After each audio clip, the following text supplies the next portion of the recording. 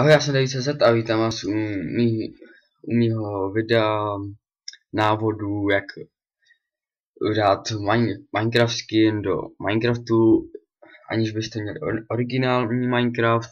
Takže začneme.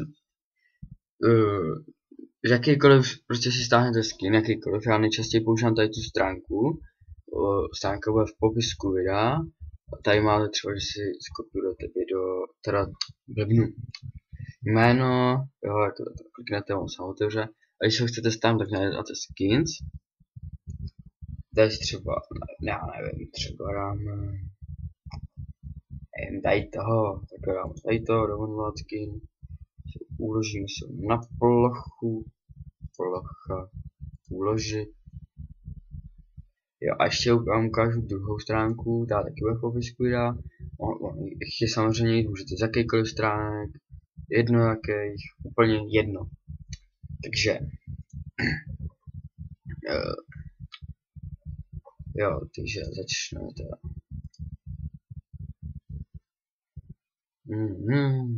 Já jsem si tady stáhl ten soubor, máme Minecraft tady a dáte start a napíšete tam procento app data procento tečka Minecraft bin a složku jako tu Minecraft otevřete WinRAR. Jestli ho nemáte, tak to je docela dost velký problém, takže si ho stáhněte.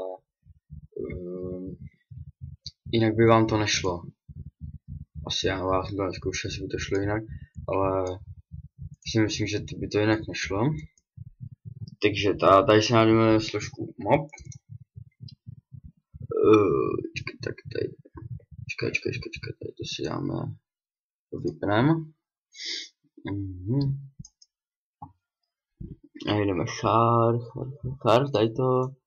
Můžete jako přejmenovat troce, smažem to. Musíte smazat.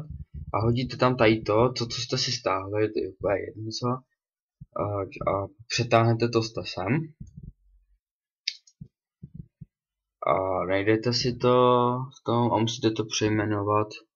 To hned řeknu.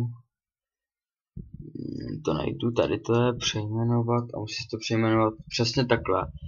char.png. Jo. No a teď to už můžete klidně vypnout. Zapneme si Minecraft. David.cz. Já si to roztáhnu.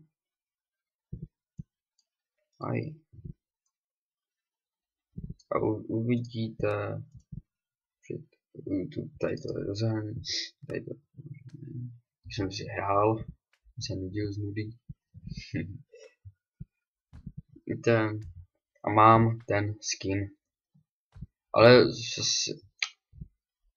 třeba když vidíte nějakého normálního varazáka, který nemá ten skin, tak ho vidíte tak jako vy sebe.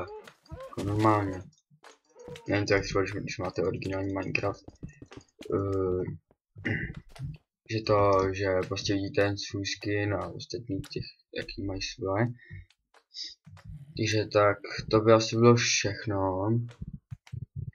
Doufám, že se vám tohleto video líbilo a doufám, že se z něj poučíte. Doufám.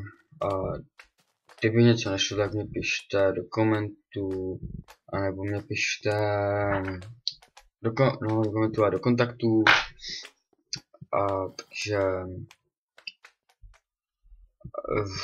Takže ahoj příště, možná dneska asi ne, dneska už asi nebudu mít čas, takže asi zítra natočím let's play od Minecraftu, takže zatím ahoj příště.